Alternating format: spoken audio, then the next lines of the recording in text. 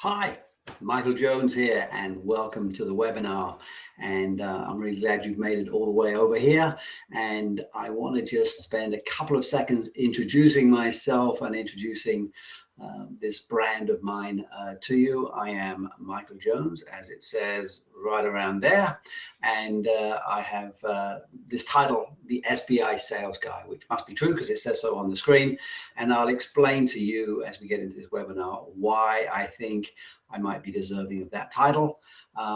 This is a Google Hangout, so there is a very, very short delay, maybe about 30 to 40 seconds delay between what I'm doing and saying and what you guys are seeing.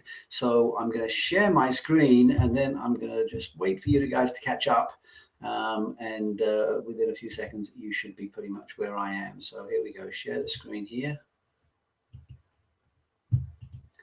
And close that out, bring this up and go here, and we should be good to go. Let me know if you can't see this. I believe there is a chat box somewhere underneath the screen. If I set that up properly on the webinar, because I haven't done a whole ton of webinars, but let me just go through this because this is really what I am here to talk about. 6 big lessons I learned while building a 6-figure SBI business, and I'll tell you a little bit about that business and how long it took me to get there.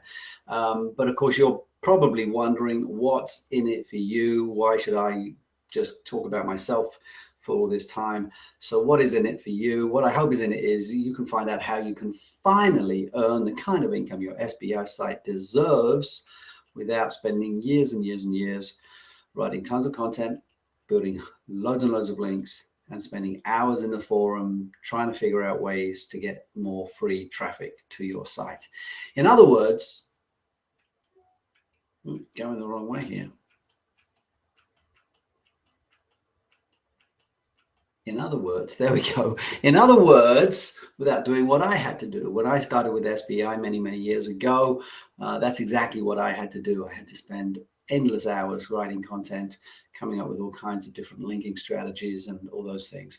And it's what we call the way of the tortoise. So we're going to try and help you shortcut your way to increase monetization without going the way of the tortoise. Now, I have nothing against tortoises. Let me stress, some of my best friends are tortoises.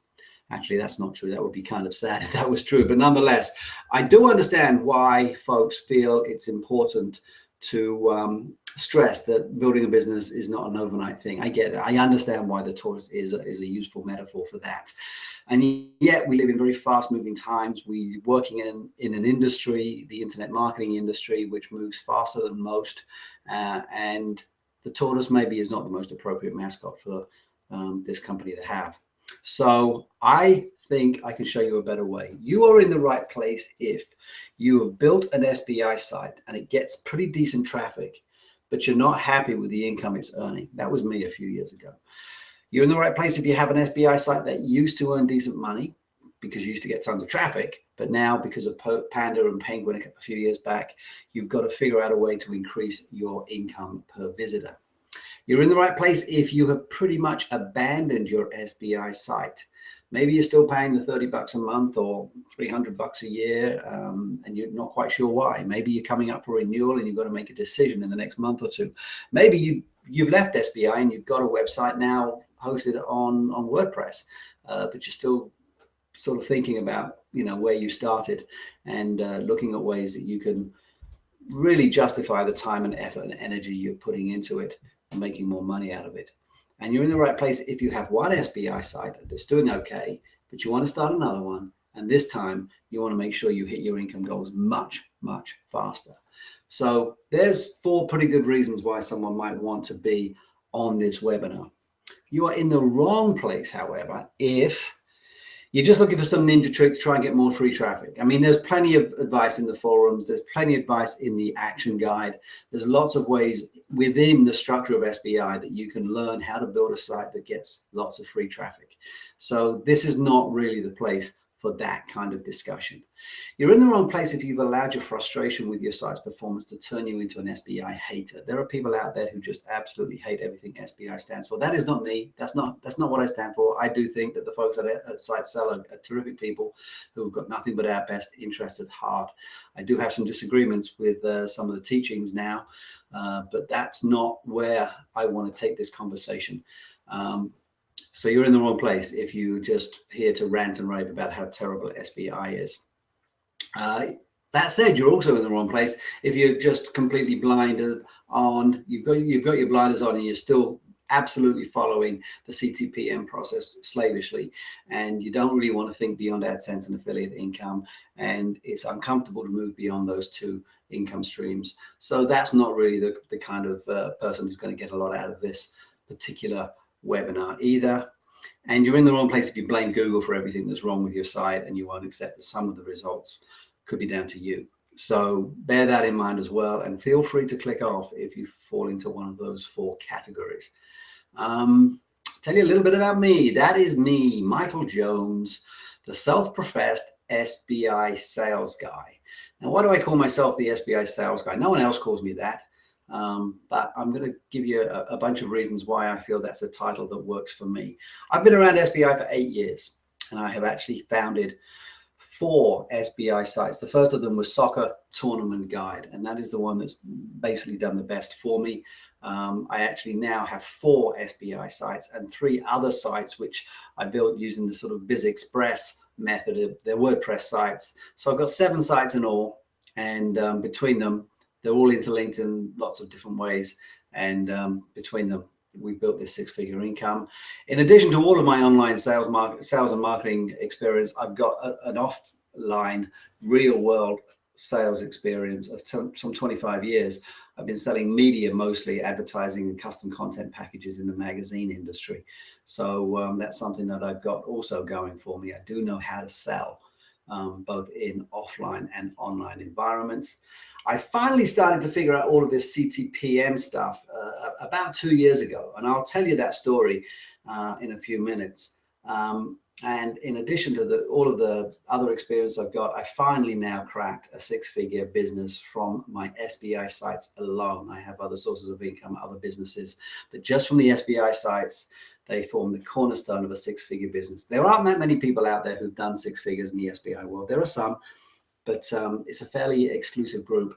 And if you combine that with all the other areas of experience and expertise I've got, I think that justifies the title SBI Sales Guy. I like the rhyme, so it works for me. So if you hang around, here's what you're going to learn. A new way of thinking about CTPM that should, if you follow the same path I took at least, set you on the path to seriously boosting your website's income. That's my hope, is that you can sort of follow the path that I've blazed here. You can learn what I think is the real purpose of content. Now, I've come to some different conclusions from what we all learned in the action guide. And I'll tell you why I don't think you need anywhere near as much content as we've been led to believe. Why always focusing on SEO and the organic traffic can in the end cost you a lot more money. And what you really need to be doing instead, and why putting your website at the center of your online marketing universe is a bad idea, and what really should be at the center of your universe instead. So we're going to go over those various things. And of course, we're going to go over the 6 lessons themselves, the ones that I've actually learned and titled this webinar after. And if you make sure you stay right to the end, I'll send you a free PDF of 10 essential tools that I've used besides SBI to build a 6-figure online business. And no, I am not going to try and sell you something at the end of this. I know you're all probably aware of webinars where they give you a whole bunch of free content and sell you something at the end. Not that there's anything wrong with that, to coin a phrase from Seinfeld. If I had a product, I would certainly feel very comfortable selling it at the end of this webinar. And I feel very comfortable selling generally, something that a lot of SBIs frankly struggle with. Just the fact of the matter is, I don't have a product. There's a very good reason why I don't have a product. I'd be happy to talk about that. That's the only reason I'm not selling you anything at the end of this. So Let's talk a little bit about how I got here, because I got this meandering journey that sort of started way back in the 1970s. I was born in 1962. I'm a baby boomer, barely, just about managed to scrape into that particular demographic group. And I had a pretty ordinary childhood in Great Britain. You can probably tell from my accent. The only really important thing as far as this particular story is concerned that happened in that childhood is that I did meet and fall in love for the very first time, the first true love of my life, Manchester United Football Club, and the sport of soccer. And the reason that's important is for two reasons. First of all, it was the subject of my first SBI site, so that was something that's obviously a pretty big deal as it relates to this story.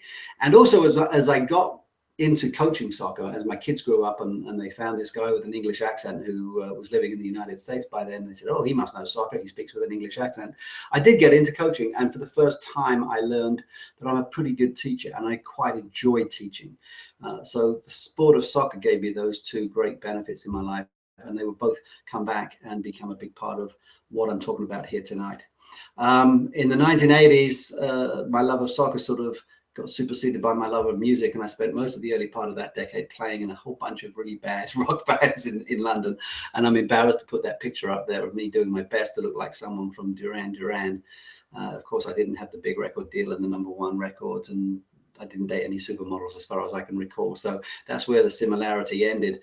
But after a few years of sort of giving it the old college try with a career in rock and roll, I did what every failed rock and roll star would do. I became an accountant. Don't ask how that happened. It's amazing what a little bit of well-placed "I told you so" peer pressure can do from a parent here and there. So I got a little bit of that from my mum and dad and said, you know, you've got to go get a real job. And I became an accountant. Of course, I was no more cut out to be an accountant than I was to be a rock star. So I ended up somewhere between the two extremes. And I did find myself working in the magazine industry in the later part of 1980s, right above Carnaby Street, working for Cosmopolitan magazine. And it was a very cool job. I must admit, I did enjoy it. And that magazine covered there is actually the issue that was on the newsstands in London the month I started working for them, March of 1989.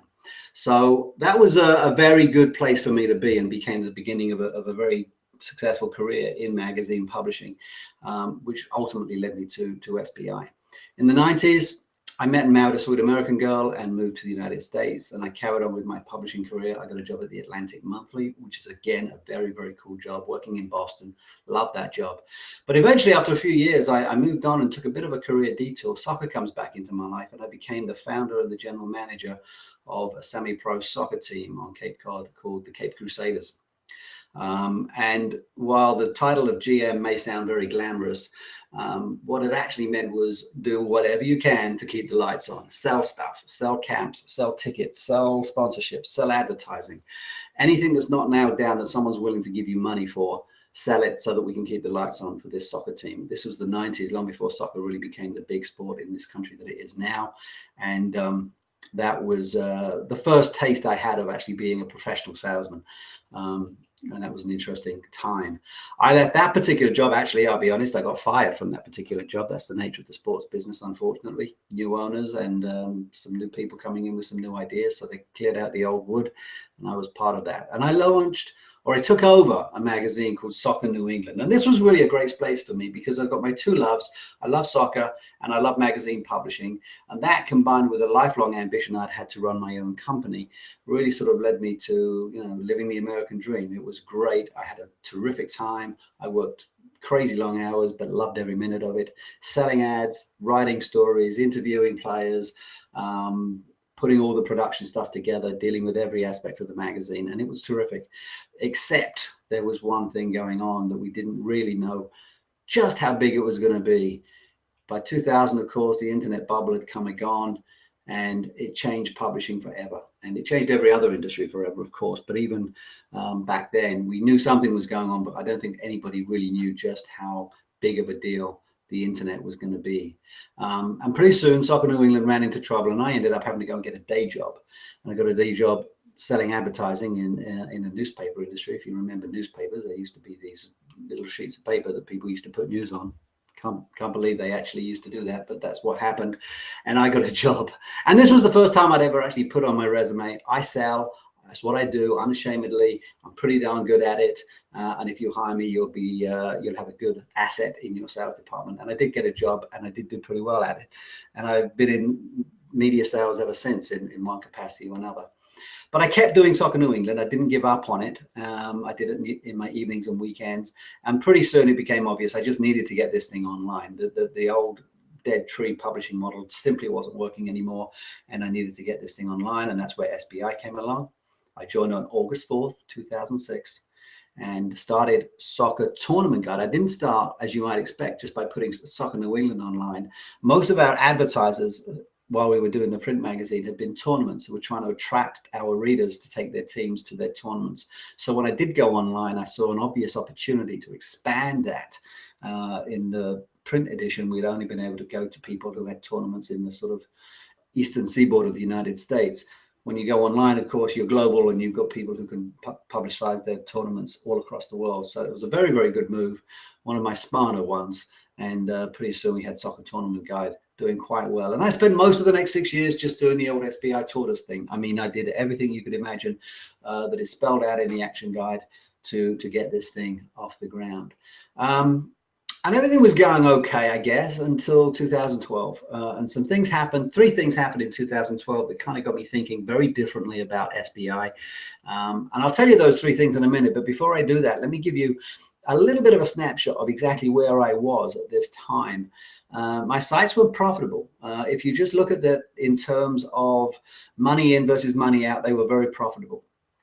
But I was only just getting by. They weren't making enough money that I could quit my day job or anything like that.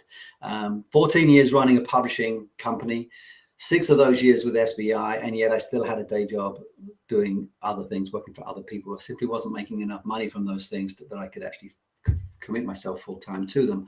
And in real dollars, I was making about $12,000 a year in passive income. That's about $10,000, $1,000 a month, give or take, from AdSense and passive income like affiliate links and that kind of thing. In addition to that, I was doing pretty well selling banner ads. In fact, I'd long since stopped selling them myself. I had a couple of soccer mums working for me, but we were selling about $40,000 a year in banner ads. By the time I paid them their commissions and the various hosting and other expenses, we were probably clearing about $35,000 a year, if you will, which was not enough to live on, but it was certainly coming in handy. But I still needed a day job. I was still selling media. By this time, I was working for a healthcare magazine. I was an independent contractor. I didn't have an actual day job, which is why I put that in inverted commas. It wasn't really a job, but it was a good, important source of income that allowed me to keep doing my SBI stuff, even though it wasn't making me enough money to live on. I had 1 kid in college. I had another one on the way. She was a senior in high school. And of course, we had the Great Recession. I don't need to say any more about that. Everyone remembers what a bummer that was. So that's where I was in 2012. And in that context, think of these 3 things that happened. Before I go there, that's kind of where I felt. I was stuck in between these 2 extremes of I can't keep doing this, and yet I can't afford to quit. I was kind of on this treadmill, the hamster wheel, as Perry Marshall likes to call it. Could not stop doing it because I needed the money. Couldn't keep on doing it because I wasn't making enough money. So the 3 things that happened. First of them actually happened in 2011, on December 27th, 2011. 4 days before 2012, so it's close enough. I purchased Infusionsoft, and if anybody doesn't know what Infusionsoft is, you'll hear me talk a lot about it in my general rants and ravings about it. It's a very sophisticated, very complicated software, very expensive software that allows you to really communicate with your list, gather email addresses, and set up very sophisticated campaigns to reach people through those email campaigns.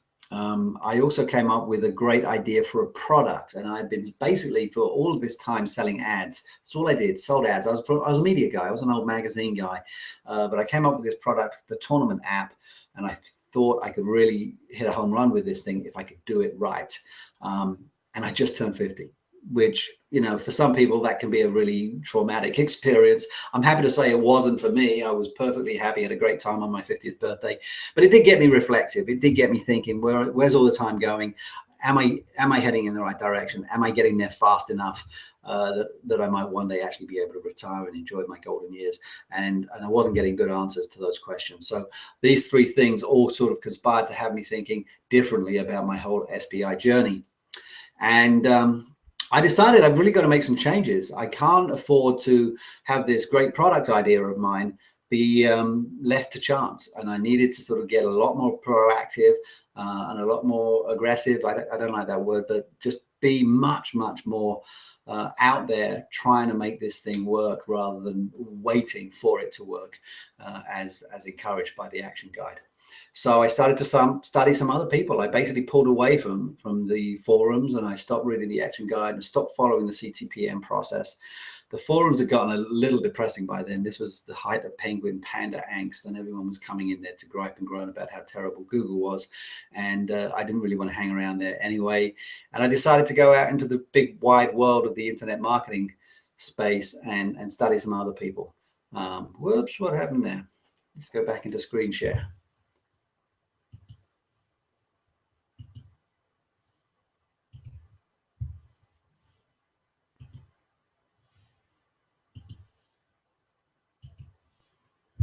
There we go.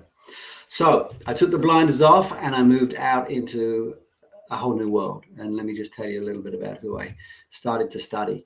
The first of them was Jeff Walker. This was the very first internet marketing product I purchased outside of my subscription to SBI. I bought his product launch formula and learned an awful lot from it. Now, I'll admit, I actually ended up refunding. I did not feel I was quite ready. It was a very expensive product, and it was a 30-day money-back guarantee. And I did, in fact, end up feeling a little overwhelmed by it and not feeling I could justify at that time the $2,000 expense. I did learn a lot from it, and I do still follow Jeff Walker to this day. Other folks, Ryan Dice, very, very smart guy. As a salesman, he's a little bit in your face. He's a bit of an acquired taste. But as someone who's been a sales professional, I can certainly respect what he does. But he sends 1 billion emails out every year, and he tracks them and he tests them, and he knows an awful lot about conversion strategies and how to run those kinds of campaigns. Marie Forleo, isn't she lovely? She runs B School. She's a brilliant marketer, and she absolutely crushes it once a year when she puts B School out just in February. That's all she does. One launch every year for about 3 weeks in February. And she's quite brilliant, and I follow her quite closely. One of her proteges actually is Nikki Elledge Brown, nowhere near as successful and wealthy as Marie, but nonetheless, the interesting thing about Nikki is I got on her list very early on, and she was a newbie just like me, and I've watched her evolve, and I've watched her brand evolve, and it's been a really good front row seat on a very interesting journey that she's taken.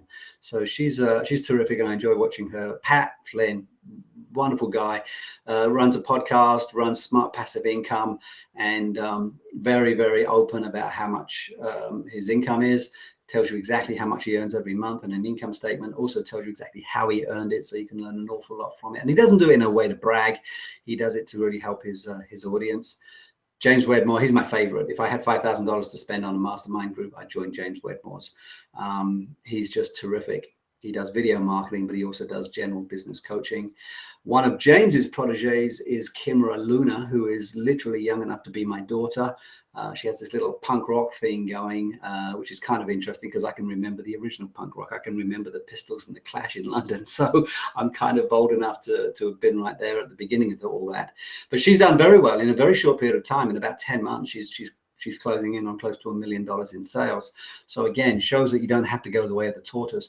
And then there's this guy, and I brought him into the list because I don't want you to think that I'm just trying to model these internet gazillionaires. Michael Katz is a regular guy just like me. He's a middle-aged bald guy just like me. And frankly, that's something that's comforting to me because it's very difficult to go up against someone like a Marie Forleo or a James Wedmore. They're good-looking young people, and it's easy to sort of use that as a reason not to do some of the things they do. Oh, it's all right for Marie. She's a natural on camera and she looks like a TV star. Well, Michael doesn't look like a TV star. He's certainly a photogenic enough guy, but in a middle-aged bald guy kind of way. And he lives near me in Massachusetts, and he does some really interesting stuff in the internet marketing space. So well worth following people like Michael every bit as much as it's worth following someone like a Marie Forleo or a Jeff Walker. And I could literally give you another 8 examples. In fact, let's do it quickly. Dan Kennedy, Amy Porterfield, Chris Ducker. Will Hamilton does the tennis. I'm a big tennis fan, and he does some fantastic work with fuzzyyellowballs.com. Really smart internet marketing guy. This is Jermaine Griggs, who's music, and one of my other loves is music, as I mentioned, and he does some music lessons on internet marketing. Very, very smart guy. David Siteman Garland. Doesn't do much right now. He's just had a baby, but a very, very smart guy. Had a podcast for many years and does a lot of stuff in internet marketing. Evan Pagan and John Lee Dumas, who's done some really exciting things in the podcast world. So I could give you another 12 if I was so inclined. I'm not going to, but bottom line, I became an avid student of these people and many more. And I really started internet marketing. I took myself away from the SBI community. I took the blinders off after 5.5 years of having them on. I took those blinders off and I started to learn that there is another way to do this. There is a faster way to do this. And it doesn't always necessarily revolve around CTPM. And you don't necessarily have to wait for the snowball to start rolling. There are other ways to drive traffic than just writing tons and tons of content. So I learned all this from the folks who I began to study. And if you take everything I learned with SBI, which is not an inconsiderable amount, I mean, I did learn a lot from those first 5 years I was with SBI. And if you take all those years of offline sales experience that I have, and then you build on that by becoming an avid student of some of these great internet marketing icons, you get, I think, a fairly compelling set of skills and expertise that really did come in very handy for me. I spent a small fortune on all the courses and all the books. I studied people who had not taken the same approach that we're encouraged to take. I studied people who were doing much, much better than me in a much shorter period of time. And I'll admit, there were times when I suffered from information overload. There's a lot of information out there, and it is easy to get lost in it all. But at the same time, it was well worth it because I finally cracked the code on monetization. And I was able, in the space of 2 years, to do what I hadn't been able to do in my previous 6 with SBI.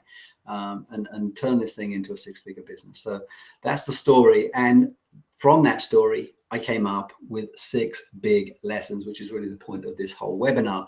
So I'll go over those. And the first, let me take a sip of water first. I'm going to need to have a few of those. I'm talking a lot. So I've put the first 4 of those in the order of CTPM, and you'll see as they unfold them. Then I've given you 2 bonus ones. And what I'll do is I'll just list them here. And then I'll go through some of them in some detail and others in less detail according to how much time we've got. But let's just go through them quickly here, and then we'll go through them in more detail in the coming slides. First big lesson, content is not for driving traffic. This is not what we were taught. Of course, we were taught, if in doubt, write more content, come up with more content. I don't believe that's the way to do it anymore. I did at first. I did when I was studying the SBI way. I've come to the conclusion that there is a better way. I've come to the conclusion that free traffic sucks. That is something that is actually the subject of an email that Ryan Dice sends out when he's doing a particular promotion. It's a little provocative, and I don't necessarily take his his word at the way he's presented that information, but it is a pretty compelling case he makes, and I come to agree with it. Pre-sell your list and not your site visitors. This is something we're taught in the SBI action guide, that you should try and find ways, once your visitors come to your site, find ways to pre-sell them. I don't believe you can ever do that. People don't spend long enough on websites that you can ever pre-sell them. What you do is you need to get them on a list, and then you need to pre-sell them there. Monetization comes first, not last. We are taught, whether that's by intention or not, but certainly the implication I felt when I was studying the action guide was, if you take care of the first 3, if you do the CTP part, the M almost comes naturally as a result of those 3 things being done correctly. I've come to conclude that that is not the way it needs to be. The monetization, just like in an offline business, has to come first. You have to know going into this thing, long before you spend 2 years building a website, that there is real monetization. And the only way to know that is by validating it in real live time. Don't count on traffic numbers that don't necessarily give you the whole picture. Then the bonus ones. Your SBI site is not a business. I'll tell you more why I feel that shortly. And the 6th lesson is you have to take your blinders off, and you have to use other tools besides SBI. I left my blinders on for 5.5 years, and I regret it.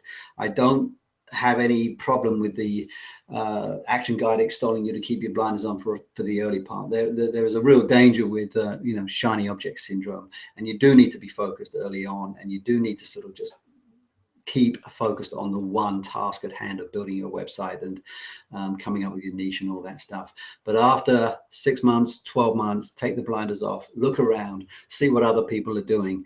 All the answers cannot necessarily be found in the forums or in the action guide. So those are my 6 big lessons. Let me go through those one at a time. Some of them I'll give more time and attention to than others, simply because I can't give it all the time and attention to all 6 of them. Let me just show you something here. Content is not for driving traffic. Look at this. This is actually the screenshot of my Site Central. It's the page manager section for Soccer Tournament Guide. It was taken just a few days ago. 8,086 pages I've built on that website. I haven't built them all myself. I do have staff, but that just gives you some idea. I know what I'm talking about when I tell you that content isn't the be all and end all of everything. I have built an awful lot of pages, well over 10,000 pages across all my sites. And frankly, the traffic I'm getting, while decent, is no better than it was when I had 1,000 pages. So it's not about traffic. And there is this feeling in the action guide, as I say, we are extolled, if in doubt, to create more content. That's something that's spelled out in those very specific words. If in doubt, create more content. I don't agree with that. Don't create tons and tons of content unless you have an intentional content strategy behind it. Now, what do I mean by an intentional content strategy behind it? I believe you need to have an engaged audience to send that content to. You don't put it up somewhere and wait for people to come visit it. Visitors, that's what we call those folks. You actually grab those people's names and email addresses and you send the content out to them. Yes, it lives on your site, of course. That's ultimately where it ends. And there may be all kinds of reasons why you want to have people click through to your site in order to read it. That's a choice you may make. You can put your content into an email, in the body of an email, or you can make people click to actually read it. But either way, it has to be sent out to an engaged audience, rather than just left on your site for the spiders to come and find it and rank it. The main purpose of content, in my opinion, if it's not to drive traffic, then what's it for? It's to build authority. If someone ends up on your site, then they've got maybe 5 minutes, 10 minutes, at the very most 20 minutes to try and figure out who you are, whether you know what you're talking about, whether what you know is of any use to them. And that is really what your content is for. And I believe that about 20 to 30 world-class pieces of content is enough to do that. Now, if you add to that the standard things you have to have, the About Me page, the earnings disclaimer, the privacy statement, all the things you have to put out there, you're looking at 30 to 35 pieces of content on your page. And that's not to say that that's all you'll ever write. That's not what I'm saying. You will ultimately end up writing maybe a couple of 100 pages. But in terms of sort of getting a site off the ground, getting to a point where you can monetize and seriously monetize, that's really all you need to have, in my opinion. And the more recent sites I've built, that's about the level I was at before I started seriously monetizing. Here's the thing though, most SBIs cannot produce world-class content on a daily basis. So there are people in the SBI forums who say, oh, I'm going to put a piece of content up every day for the next 6 months, and I'm going to have 200 pieces up by the end of that time. And you can't do that. We're not ABC News. We're regular folks working from home. We all do our best, but goodness gracious, we're not the New York Times. We're not ABC. We're not the BBC. So bear that in mind. If you can get 1 or 2 pieces up a week, you're doing pretty well. And that would actually get you, based on that 25 to 30 page plan that I just outlined, within 3 to 6 months, you would have those number of pieces up if you put 1 to 2 pieces each week. But they've got to be good pieces. They've got to be really, really good pieces. So bear that in mind. Much of your content will not be for your site. And that's something I did not realize. I assumed that when people say, oh, come up with more content, come up with more content, everything I wrote was going to end up on my site, and it was going to get ranked by Google, and it's going to drive more traffic. That's not what happens. Half the content you write isn't going to be on the site at all. It's going to be for your emails. It's going to be for webinars. It's going to be for podcast scripts or video scripts or content in your products. If you end up selling membership sites and online marketing products, all of those things end up needing content. So an awful lot of the content you're putting together isn't even going to end up on your site. So for that reason, what you need to do is create every single piece of content with a view to how you can repurpose it. And that's something I've now really gotten very focused on. Is I'm not willing to spend a day and a half putting a really first-class piece of content together unless I figure out at least 2 or 3 other uses I can make of it. And I'll give you a pretty good example actually from my Game Day Mobile Marketing website, which is the site that drives most of the app sales that we do. I wrote about a dozen articles that I ended up being blog posts on the website. I took those dozen articles, jumbled them together, did some rewrites, did some edits, and turned them into an ebook called Changing the Game with Mobile, which became my free lead magnet, my gift that I gave people in exchange for their email addresses. And then I took all of that content and I turned them into slides for a webinar. So those 12 articles turned into a major block of content just by repurposing it. And that's something that every single piece of content you write needs to be repurposed at least 2 or 3 times, simply because you're not ABC News, you're not the BBC, you're not the New York Times. You can't keep coming up with content. There just isn't enough time in the day for solopreneurs like us to be able to do that. Here's another one. Content should be educational and not just informational. We have lived with this cliche that we live in the information age. We've been living with this cliche for 20 years now, and it's true. And the bad news about that is that when you live in the information age, get my teeth straight, information is worthless. There is just so much of that stuff out there. No one is really all that interested in getting more information. So it has no value.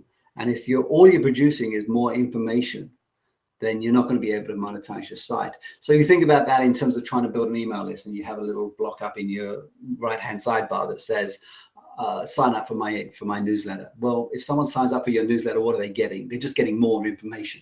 Unless you've got a really compelling lead magnet that says, hey, sign up for my newsletter and you'll get this. And this is something really special that's educational rather than informational, then it's not going to have much value. Look how expensive education is. On the other hand, I mentioned I've got a kid in college. Well, now I've got 2 kids in college, and I can tell you education is expensive and education has value. So if you can take your information and turn it into education, then you've got something much, much more valuable, and you're going to be able to monetize your site much more effectively. So commit to doing that. And how do you do that? Okay, so if you take information and you organize it, it becomes more educational. If you turn it into sort of coherent systems that you can share with people, then that becomes educational. If you can turn that information into a process that people can follow, then that becomes educational. And most important of all is if you can create a path through the information that you're providing that leads your end user to a result, then that is education. That is the difference between information and education. Can you take a whole bunch of information and use that information to lay a path that someone can follow towards a desired end result? So whether it's building an app, can I take all these various articles that I've written about app building and lead you along a path so that you actually build your first app? That is education rather than mere information. So think of your site in those terms. Think of all the content you're producing in those terms. And I think you'll go a long, long way towards doing a much, much better job of monetizing your site. So I'm going to give you some action steps. Each of these 6 lessons is going to have a quick action step. So here's one I got for you. Take 10 pieces of content from your website and repurpose it at least 2 times. So if you've got a long piece that you think might make a good video, if you've got a short piece that you think you could put together with another couple of other short pieces and turn it into a little PDF lead magnet, if you can take an article and break it up into multiple little status updates for your social media, anything you might want to do with this content just to repurpose it and turn it into something else. Do you have some stories that might make decent scripts? I'll tell you, Michael Katz, I mentioned Michael Katz earlier. He writes a blog post every other week, and he takes that exact same blog post and reads it into a microphone and turns it into a podcast. That's all he does. He doesn't do, oh, hey, welcome to the show, and I'm going to interview so-and-so. That's not his podcast. His podcast is just his blog post read by him. So you can do all kinds of things with content, and it's very easy to repurpose. Think about that in those terms. Okay, lesson number 2, free traffic sucks. I mentioned Ryan Deiss. He put this thing together, and he put a very compelling case about why he thinks free traffic doesn't really do him much good. First of all, there's no such thing as free. I mean, you're going to have to pay for this traffic in some form or other. It's either in terms of money, in terms of effort, or in terms of time. All you can do is choose the currency that you use to pay for this traffic. Most SBIers are encouraged to choose time and effort and not money. And in fact, I can remember reading in the action guide, one of the first things I ever read in the action guide was advertising is very risky.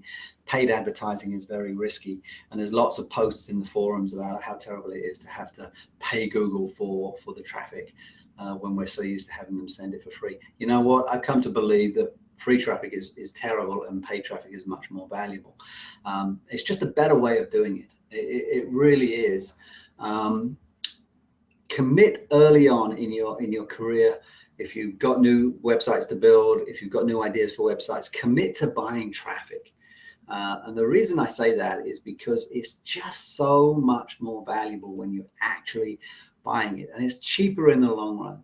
And if you can't afford it, go get a job delivering pizzas and take the money and invest it in paid traffic. Facebook, of course, is the hot one now. It used to be Google, but it really is just a lot cheaper than spending 2 years of your time writing content and more content. It depends on your circumstances to some degree, but for me, a middle-aged guy, wrong side of 50, who frankly values his time at quite a high dollar value, it frankly just makes more sense to me to buy that traffic than it does to spend all that time writing content in the hope that I might get Google to send me traffic, which is not free, even if it says it's free. Advertising is not risky if you do it right. And here's one of the ways you do it right. Never pay for traffic just to send it to your website. That's crazy. That is just like taking money and throwing it into the wind. You have to send it to some kind of lead capture mechanism, either on your site or on some kind of third-party host like a Lead Pages, and have those folks be required as a condition of getting whatever it is that you're advertising to give you the name and email address. So there's a real science to that. How you set up your lead magnet, how you set up your ad, where you send them to, the landing page, the squeeze page that you send them to. And all of that stuff leads to hopefully gathering a set of qualified leads who ultimately will buy things from you and make your advertising pay for yourself. The very best traffic ultimately that you can send to your website is traffic that comes from links that you've sent out to your own list in emails. And the reason that's such powerful traffic is because it's traffic that you control. You control the frequency. You could email your list every single day if you chose to. I wouldn't recommend it, but you could. You control the amount. If you've got 10,000 people on your list, then you can choose to send the email to only 1,000 of them, or to 5,000 of them, or to all of them. You control the intent. Someone's not going to click on a link that says, click here to buy my product, unless they're interested in buying your product. So by virtue of the fact that they click that link, you now have a very, very strong idea of what their intent is, if that's the kind of language that you're putting in your email surrounding your link. And you of course control the destination, rather than just have people come into your website via whatever search term they put in to a Google search box. You control the destination. You can literally send that traffic directly to a sales page if you want to, directly to a squeeze page if you want to, directly to a YouTube page of kittens playing piano if that's what you want to do. So all of that stuff is stuff that you control: frequency, amount, intent, destination. The more of those four that you can control when it comes to traffic, the more powerful you're going to be. And as you start to sort of get more heavily into monetization, and some of the monetization tactics that I've learned over the last few years, that becomes the real driver of your traffic. I'm not much interested in Google sending me random traffic to random pages with random intent, when I have the ability through advertising, paid advertising, to control those four factors. So action step number 2, run a Facebook ad campaign. How scary. Oh my God. Oh. I used to be terrified of the idea. I mean, I've heard of people who've lost, thousands of dollars on not so much Facebook, but on AdSense, almost before they even knew what they were doing. Again, Perry Marshall talks about the idiot tax, that people who sort of first get into these things can pretty much write off the first $500 just because they don't know what the heck they're doing. I'm not suggesting you do that. I'm suggesting what you do is this. Sign up for some kind of an email service, Aweber, if you've got it. Many SBIs already have that, which is good. Mail Out Manager, which is the in-house email service, is simply not up to the task. You've got to move beyond that very, very early in your SBI career. Build a squeeze page. I have to confess here, I was 6 years into my SBI journey before I even knew what a squeeze page was. I kind of had this vague idea, but I bought that Jeff Walker course, product launch formula, and he was going on and on and on about squeeze page this, squeeze page that, and I had to put pause on the video and look it up. I had to Google what a squeeze page was. So shame on me for not paying attention in class, or shame on SBI for not teaching me that in 6 years of reading the action guide and following the forums. I now know what a squeeze page is, I'm glad to say. So create one of those. You can do that either through ClickFunnels or lead pages. Those are the two best. Come up with some kind of a lead magnet. And again, I didn't know what a lead magnet was until I purchased Infusionsoft. Something that people will value enough to give you your email address, their email address for. And there's a whole science behind what your lead magnet should be. It shouldn't be sign up for my newsletter. It should be something far more compelling than that. And ideally, it should be something that not only attracts your ideal customer, but it actually repels people who are not your ideal customer. There's a real science to coming up with a lead magnet. But for now, just come up with something, anything, a PDF, like the one I did, 10 tools. You'll see at the end of this webinar, the one I send you. And then run some ads. You can run as little as $1 a day. I don't recommend that, but maybe $5 a day. And don't run it for long, run it for maybe a week. Throw 35 bucks into the wind. I'm not suggesting that if you run 35 bucks worth of ads, you're going to make out and make twice that back in income. Maybe you will, maybe you'll hit a home run. But I'm really telling you to do this more than anything to get over your fear of doing it. Just do it. Just empower yourself so that you're not afraid, that you don't think it's the most risky thing in the world. You can spend the next year trying to learn how to maximize Facebook spends. But just do it, just so that you get a sense of exactly how that system works. You can look it up on Google as to exactly how to do it, and be ready to throw a few bucks out there, even if you don't necessarily get a return on that. It'll pay for itself in terms of overcoming any reticence you have on paid advertising. Okay, lesson number 3, pre-selling is for your list and not your site. Remember I said earlier, your site is not the center of your universe. We are taught in the SBI guide that your website is the center of your internet marketing universe. No, it isn't. Baloney. Your list is the center of your internet marketing. It is your first task as an entrepreneur online, is to build an active and engaged list from day 1. Not day 7. I think it comes up in day 7 of the action guide. So I think that's way, way, way too late. When I build a site nowadays, I always put up a lead capture form before I even build a homepage. That's how committed I am to lead capture. In fact, let me show you something. There you go. This is a lead capture form I put up as a homepage before the SBI sales guy website goes live. Is your website earning the kind of money it deserves? We're launching soon. Get ready for your guide to freeing yourself from Google and finally earning the income you deserve, and notify me. So it's just a lead capture form. It tells the people that this website's coming. It's going to launch in 16 days. That's a countdown clock. Of course, it's not counting because it's just a screen capture. It's got our logo and that's it. But I'd rather put that up than some homepage that no one's going to visit anyway. At least I can send traffic there. I can run some Facebook ads and send it there. There's a bunch of things I could possibly do. Let me just go back here. We talked about free traffic. Gone back way too far. Here we go. Action step. Okay, this is where we were. Okay, so I build a form before I even build a homepage these days. That's just how I do it now after 7 websites. A good goal is 1,000 engaged subscribers.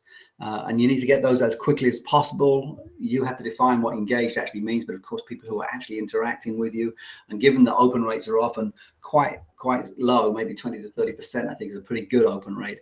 So you may actually need to get 2,500, 3,000 people on your list in order to have 1,000 of them be engaged. Your most wanted response is always, always, always capture emails. Every article on your website should have several opportunities for people to capture emails. And why? Well, the reason is simple. 70% of your visitors will leave your site and never come back, no matter how much you may hope they do, no matter how much pre-selling you do, no matter how wonderful your headshot is on your homepage, they're just not going to come back because there are millions of other websites that they've got to visit.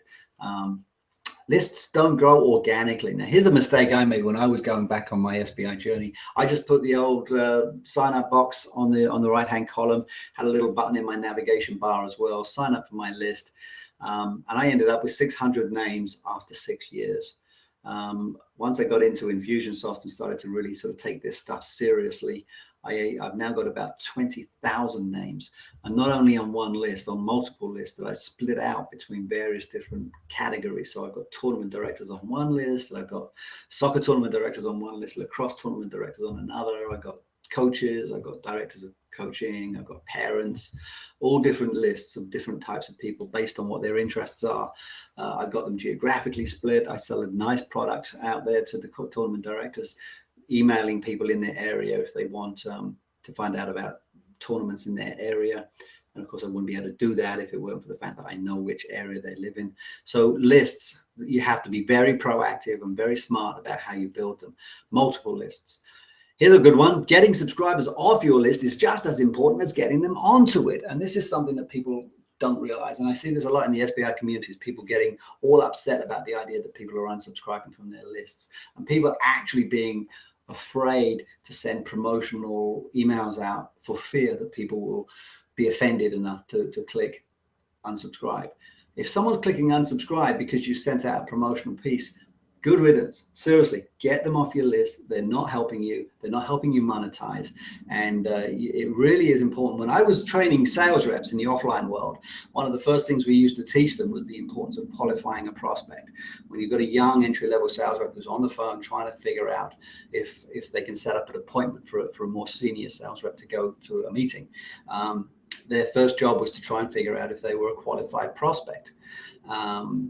Do they have a budget? Do they have a need for your product? Have they just purchased a product from a competitor? Are they even the decision maker? These are all things that you have to find out very, very early when you're prospecting for sales. But what we don't teach enough is it's not just about qualification, it's about disqualification. When you've got 100 people that you need to literally pick up the phone and go and see, or worse yet, get in your car and drive to see, you really need to know if they don't have any interest. You need to know as early in the process. Now, email is different. You don't have the same cost of getting in your car and driving somewhere, but nonetheless, it's the same concept. If they're not interested in your product, you should not be marketing to them. If marketing to them once or even 2 or 3 times is enough to turn them off entirely and get them all offended, so much so they may even send you a snotty email saying, "How dare you do that?" Get rid of them. Get rid of them. They're not helping you make money. They're not on your list for any other reason than they want free information. And we just talked about that. Information is worthless. At least it's worthless to us. At the very least, you need to segment your true fans from the rest. We talked about the list of getting 1,000 subscribers, where you may have to have 2,000 people on your list to get 1,000 engaged subscribers. We'll find a way to separate those guys out. Those 1,000 are your true fans. The others are just sort of tire kicker type fans. They may become true fans later on, either because of things that you do or because circumstances in their own life changes. I've got lots of people who have been on my list for years and they're not terribly interested in what I've got to say, but they don't unsubscribe. And then you think, okay, well, if they haven't unsubscribed, I'll keep sending stuff. And then suddenly, completely out of the blue, they call me up and say, yeah, I'm interested in buying an app. And not only that, they're well educated about what the app does because they've been seeing all my emails for the last 12 months. And suddenly, out of the blue, you end up with a prospect. So segment your list out between the true fans and the rest. Be ready to move people from one list to the other based on their actions. And you'll be doing a lot better than you could ever do with Mail Out Manager. A couple of tips on engagement. Your best content should always be sent to your list first and only then left for the spiders to index. What I do when I'm sending out content, I'm putting content on my websites these days, is I put it up on my website with the sole purpose of sending it out to my list. So I put it up on usually on a Tuesday morning. I'll put it up on my website and immediately I'll send out to my list that particular link, first couple of paragraphs in the email with a little introduction piece from me, and then click here to read the article. That way they feel they're getting exclusive content. They're getting something that nobody else is getting. Obviously, it's on the website in time. In the next 48 hours or so, the spiders will come and index it, and you'll end up with a pretty robust body of content on your website, but the people who are on your list deserve to be seeing that first. It's part of the privilege of being on your list. Consistency is king. Pick a day and stick to it. It doesn't have to be weekly, although I think monthly is probably too infrequent. But whatever day you pick, whatever frequency you pick, stick to it. Let people know what to expect. In the very first email that you send them as their welcome email when they sign up for your list, let them know you're going to be seeing something from me every other week on the third month or third Thursday of every month or whatever it is, and then make sure you deliver. And ask for engagement. You'll get more engagement if you ask for it. Ask people to hit reply. Ask people to place comments. Ask people if they've got any questions. And actually send them an email specifically saying, hey, the first thing Derek Halpern does when you sign up for his list, Derek Halpern of Social Triggers, very, very smart guy, very good marketer. And first thing he does when you sign up is he says, what can I help you with? That's the very first thing he says. And most people don't answer because they've only just signed up for his list. They're not necessarily all that sure about him. And he's a pretty prickly guy anyway. And that's part of his persona. But over time, he gets enough of those that they become the subject of future blog posts. Action step number 3, take the 20 most popular pages on your site and put at least 2 opportunities to subscribe right there in the articles. I'm not talking about on the right hand side in the column. I'm not talking about across the nav bar. I'm talking about right there in the article, one at the very end, no question, and very often one in the middle somewhere. Put links throughout the article. We're taught to put links in our articles on in the action guide that might lead to some other place in the website. We talk that all the time, or to maybe lead to some other website entirely. Well, put a block in there. Say, if you want to click on here, that's fine. But the first thing that's going to happen when you click on here is a box is going to come up asking for your email address. And if you are interested and you want to go find that extra premium content, well, you're going to have to give me your email address to do it. So look for those opportunities throughout your 20 most popular articles. Lesson number 4, monetization comes first, not last. Here's a hard truth that a lot of SBIers struggle with, and I did for a long, long time. You do not have a business unless you have something to sell. It's just a fact. And I didn't get this for quite a long time because I always thought eyeballs was what I was selling. Sorry, eyeballs don't count. I thought, coming at this as I did from the media world, that eyeballs was what I was selling. That I had an audience, just like a magazine has an audience, just like a newspaper has an audience, and then I have advertisers who are paying me money to reach that audience. That is not how internet marketing works, unfortunately. Just ask any newspaper how their transition to web is going.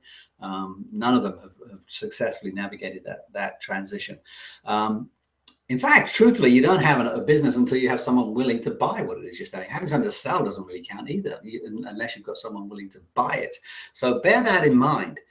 Do not spend 2 years building traffic before you test the market with a product. This is something that we're taught to do in the internet action guide, in the SBI action guide.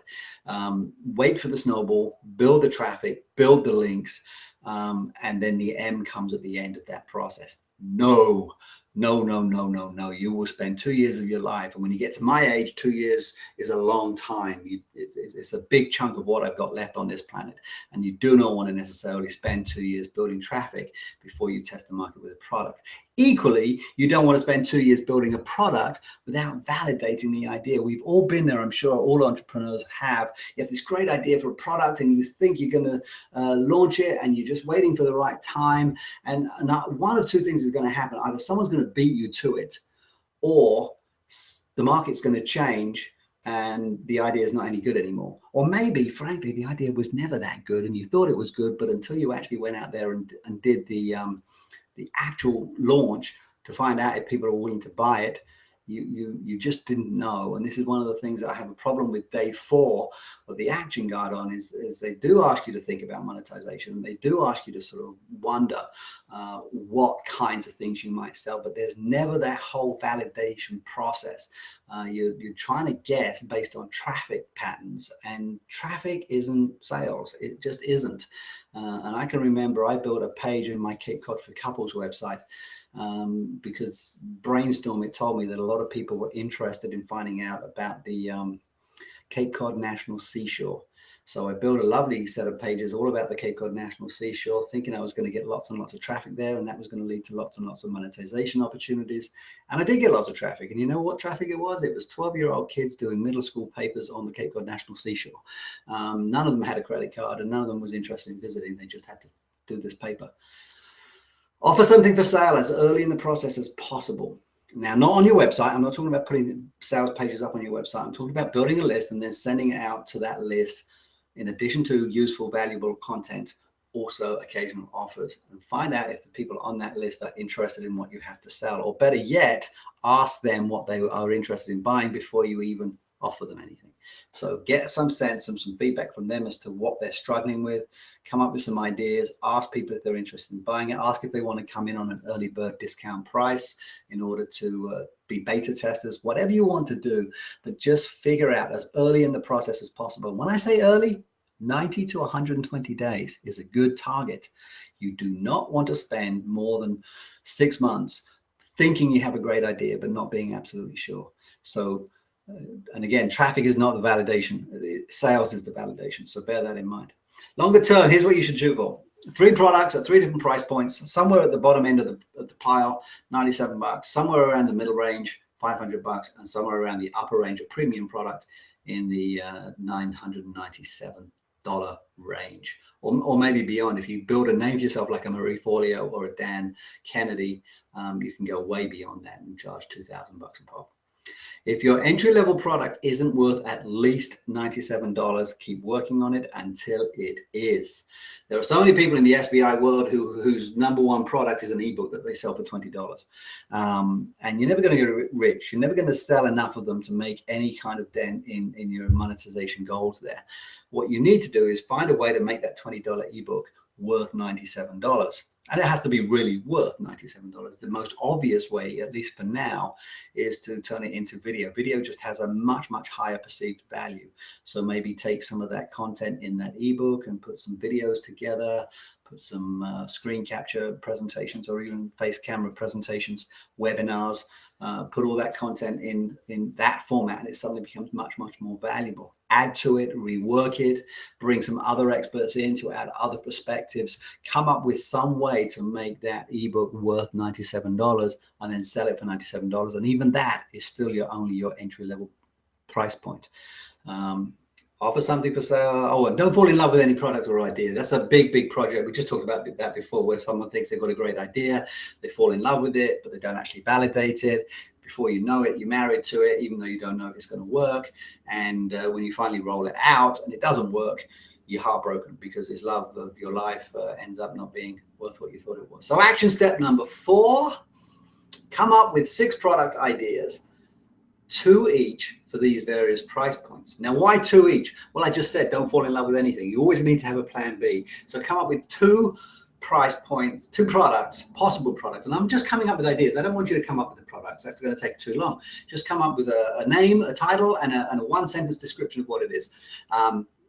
For a low price point in that $47 to $97 price range, for the medium price range, which would be $247 to $497, and the higher price range, which is $997 to $1997.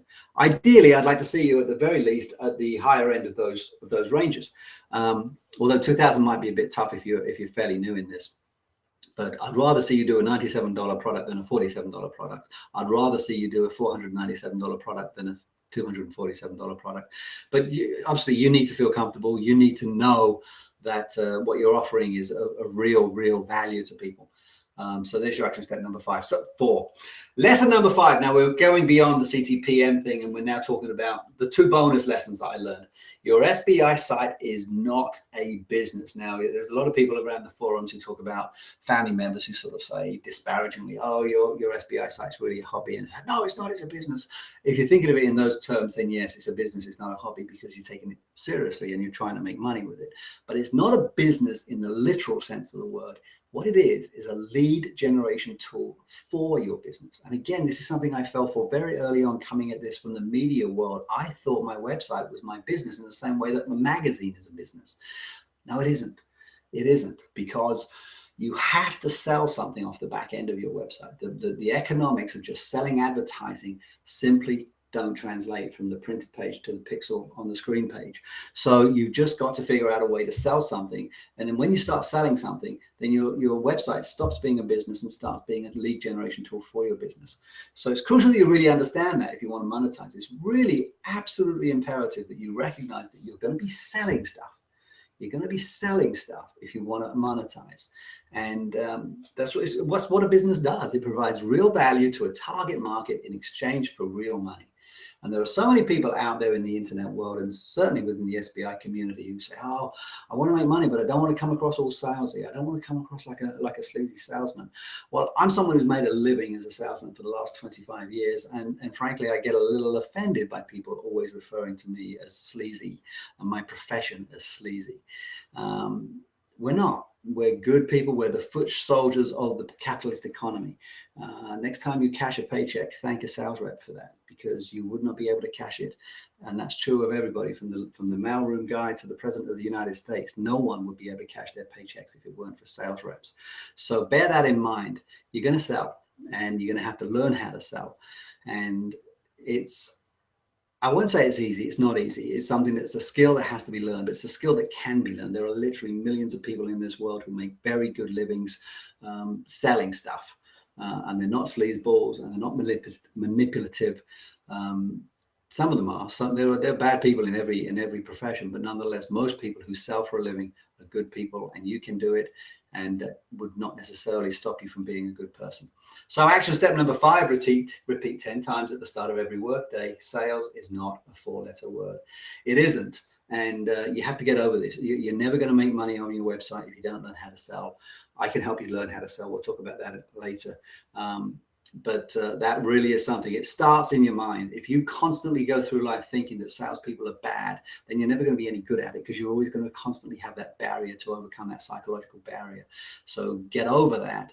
Recognize that salespeople are good people, and that selling is an honorable profession. That's action step number 5. And speaking of 4-letter words, neither is GRQ. This is something that started to really annoy me about the action guide and the forums. This notion that people who have done particularly well in the internet marketing space are somehow bad, and that they have done it by ripping people off, and that somehow GRQ adds up to something evil. The first problem I have with that is that 2 of those 3 words are completely subjective. Everybody's got a different idea of what rich is, and everybody's got a different idea of what quick is. The only word of those 3 that we can all agree with is get.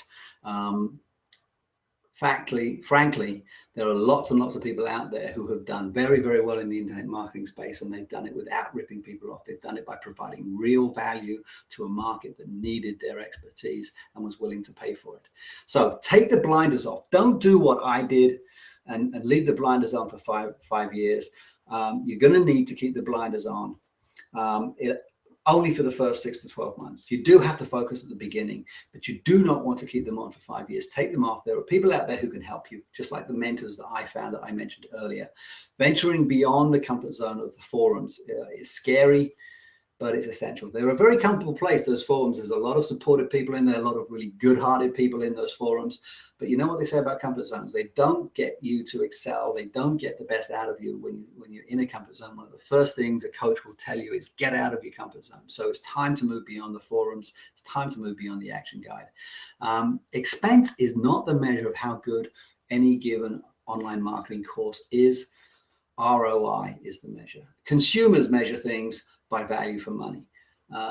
Investors and businessmen measure things by return on investment. And I'll give you an example. I've just recently purchased a course. It's a 12-module course that is going to ultimately cost me $2,000. I'm on a payment plan, so it won't cost me that for some time. But ultimately, I'll end up paying $2,000. And of those 12, 9 of them I already know quite a lot about. And that's the danger when you've been in the internet marketing space for 8 years like I have. It's hard to find courses where you are learning something new in every module, because you do know quite a lot, and you're really just looking to fill a few gaps in. Well, of those 3 that have got content in them that I have determined I don't know enough about, I should be able to get a return on investment that more than covers the $2,000 expense. So the fact that there's 9 modules there that have got stuff in there that I don't need, it means it's not great value for money, because 3/4 of the course is useless to me, but it's still a great return on investment. So stop thinking like a consumer and start thinking like a businessman or an investor. And I think that's something that would be a very useful step to take. You're going to need tools. You need tools as well. You've got to have tools beyond what SBI offers. I'm sorry to say that, because they like to build themselves as being an all-in-one shop, and they're not. They're a great on-ramp, and there's a lot to be said for sort of getting on the internet marketing superhighway via the Action Guide. But once you start getting somewhere and you start looking to maximize the monetization opportunities, you're going to need to spend money outside of SBI. Start with an email provider. You just have to. This is very early on in the process. You have to get out of Mail Out Manager. I use Aweber and I use Infusionsoft, two different, very, very different products, but they're both very useful. Aweber's cheap and easy. Infusionsoft is expensive and complicated, but I use them both, and I wouldn't do without either of them. I've heard good things about GetResponse. I've heard good things about ActiveCampaign. There's, of course, MailChimp and a bunch of others out there. But get onto something, and get onto something as early in the process as possible. You're also going to need some kind of funnel building software. Again, another term I didn't know until I left the SBI the confines of SBI. I didn't know what a funnel was. But there are lead pages and there are ClickFunnels, two companies that help you build pages that become the stages of your funnel. And I'll do some, if that's a concept that you're not familiar with, I'll be happy to do some webinars on funnels and how they work and how you can build them in the future. And I think these are the bare essentials. You really can't do this if you don't have those things in place. And SBI does not provide them, at least not adequately. Action step number 6, here's what I want you to do. Subscribe to 4 email lists other than SBI and start a swipe file and start collecting marketing ideas from other internet marketing greats. If you don't know what a swipe file is, you basically save all the emails and all the messages that you get sent by these people, and you keep them and you use them in your own marketing later on. Obviously, you don't steal them and plagiarize them. You just get inspired by them and you learn the process. You learn how they do it and why they do certain things if you follow them closely enough. You can start with my list of mentors. It's a pretty good place to start. There's Jeff Walker, Ryan Dice. We went through these guys earlier. If you want some recommendations, I like Ryan Dice, but I can certainly understand that he's an acquired taste, and a lot of people find him a little bit in your face. Pat Flynn is the opposite. He's just a lovely, lovely, likable guy. James Wedmore, I'm a huge fan of. Kimra, very young, very brash, but very smart. Amy Porterfield is very good in the area of social media. Dan Kennedy is an old curmudgeonly guy who sort of give you a kick in the pants that you need once in a while. So those are ones I would definitely recommend as a good place to start. Marie Forleo is just brilliant. And if you can relate to her in a way, obviously it's very tempting to look at someone like her and say, oh, well, it's all right for her. She's beautiful. She's a natural on camera. She should be a TV star. And that can become a barrier. But if you can get over that and just look at the marketing and just see how well she does it, it's very, very well done and worth following. And that's it. That's my presentation. Those are the 6 lessons, and hopefully you'll find those useful and have found those useful. 8 years of hard knocks, and I boiled it down into 6 lessons. Obviously, there's a lot more I've learned, but I wanted to sort of keep this to a reasonable length of time. So I don't know why you came here today. I'm going to take a guess that you're perhaps a frustrated SBIer, or your hard work's not giving you the payoff you feel that you deserve. Maybe you're on the verge of throwing in the towel, and I've been there. I know what that's like. Maybe you just know there's more money in your site. You just can't figure out how to get it out. And I liken that to sort of having a safe in the closet, and you know it's got something in it, but you don't know the combination. So you sit there with your ear pressed against the door, trying to listen for the tumbler to drop, and you can't figure out the combination. If someone just were to come in and give you those 4 numbers, you'd be able to unlock that potential. And maybe you're just tired of working hard. I've had this thought myself. I earned about as much in those first 6 years. I worked at it, and on the one hand, I was getting very satisfied that I had this thing that I'd created from nothing. But at the end of the day, I was earning about as much as I might have earned had I just got a job delivering pizzas on evenings and weekends. And it was very tough to justify all of that hard work for what was a relatively small amount of money. And if that is you, I think I might be able to help you, because I've been there now. I've kind of seen the other side of the mountain. I went on a journey and I discovered something that I would not have discovered had I stayed in the SBI forums. I just wouldn't. I found the secret to monetization. Yes, it's very much part of Action Guide. I learned a lot from my SBI journey, and I don't want to belittle that. But at the same time, I've got years and years of experience in sales, which is also coming into play here. And of course, these new mentors, people who have really done well in the internet marketing space and have done much better than I did, much quicker than I did. And I've learned a lot from them. So you take those three ingredients and put them all into the pot. That's kind of where I've come to at this point. And in the spirit of paying forward, I would happily share that with other SBIers. And I absolutely do believe that the SBIers can do this. A lot of people in the SBI community are a little bit scared of selling and a little bit inexperienced when it comes to marketing. But they've already done the hardest part. They've already built a high traffic website. That's not to be sniffed at. Even if you have a site that used to pull in 5,000 visitors a day and now is only pulling in 500, that is still a lot of traffic. If you could capture 5% of those email addresses every day, that's 25 email addresses per day that you could be adding to your list. And over time, you'll have that magic number of 1,000 emails, engaged, committed email subscribers. And that's not to say it's going to be easy. Selling is not easy. And someone who's been doing it for 25 years and is pretty good at it, but it is a skill set that can be learned. Most SBIers are really, really good at content, and they're really bad at the crucial steps of branding, selling, and marketing. And frankly, I don't think Site Sell itself is particularly good at those things. When I compare Site Sell's marketing to what I see people like Ryan Dice and Marie Forleo doing, they're not in the same league, I'm sorry to say. And I think they're good people, and the product is wonderful, but they're not sophisticated marketers in that regard. And I've come to believe that CTPM is a pretty good place to start when you're just getting off the ground, but it's not going to get you where you want to go. This is one of the favorite sayings of one of my favorite mentors, James Wedmore. I don't know if he actually came up with this, but he says this all the time. What got you here is not going to get you there. So if CTPM has got you to this point where you're earning some money but not enough, then just keep doing CTPM and you're just going to stay exactly where you're at. If you want to go beyond that and really start making some serious money, you're going to have to leave that behind and move on to some other steps. And I think I can show you that path. I think I can get you to a place where you're making much, much more money from your website if you're willing to step out of your comfort zone. I just wish someone had done this back for me. You know, if you think I started in 2006, if someone had come to me early in 2008 and said, okay, you've done a pretty good job here, now let's take it to the next stage, I could have been much, much further along. So that's what I'm willing to put out there. Fill in the gaps. The CTPM part, well, the M part is the critical part, particularly if you've already done the first three and you're still wondering, well, where's the money? I did everything I was told. Where's the money?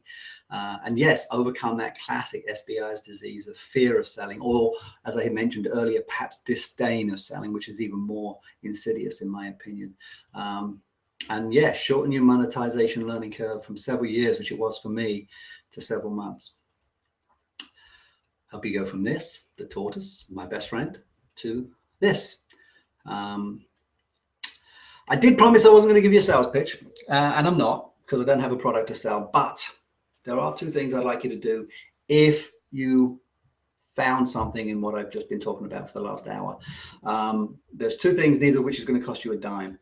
Subscribe to my exclusive VIP list, my email subscriber list, and join a private Facebook group called, I think I called it Sales Guide Mastermind Group, or Sales Guys Mastermind Group. So why, you might ask, zero cost for doing that. I'll even give you your money back. So why am I going to get you onto a VIP list when you've already subscribed to my list? You just signed up for this webinar and that's put you on my list. But remember, I was talking about separating out the folks who are really good fans of what you've got to say and from those who are just kind of into you. So that's what the VIP list is all about. Getting subscribers off your list is just as important as getting them onto it. And at the very, very least, segment your true fans out from the rest. So that's what I'm doing here. If you have liked what I've had to say, it will cost you nothing to join my email list of true subscribers. as opposed to just regular subscribers. And I'd love you to do that. And why a Facebook group and not the SBI forums? Because obviously there's an awful lot that goes on in the forums, and I'm not abandoning the forums. I'm not taking a whole bunch of people away from the forums, but I'll tell you this, again, it's about exclusivity. It's about, how much can I get you guys to buy into what it is I'm saying and what I'm teaching here. We are going to be discussing things that by their definition are private. We're going to be talking about money and business. And there have been some rather unfortunate situations. I've been around the SBI forums for 8 years, and I've seen some pretty bad things. One in particular I remember, where a certain SBI put some rather proprietary information up, ended up regretting it because a whole bunch of people took that information and copied it. Then she tried to take her post down, and then the post was put back up again against her will by folks at SiteSell, and it just got very, very ugly. It's just really very unfortunate. So we're going to take some of those conversations into a place where we can discuss them privately and anonymously if we feel so inclined, which again, you can't do in the SBI forums. And we're going to be discussing things which, not in any great way, but in a slight way, go against CTPM, rather like I have in this webinar here. Not everything about CTPM I agree with anymore.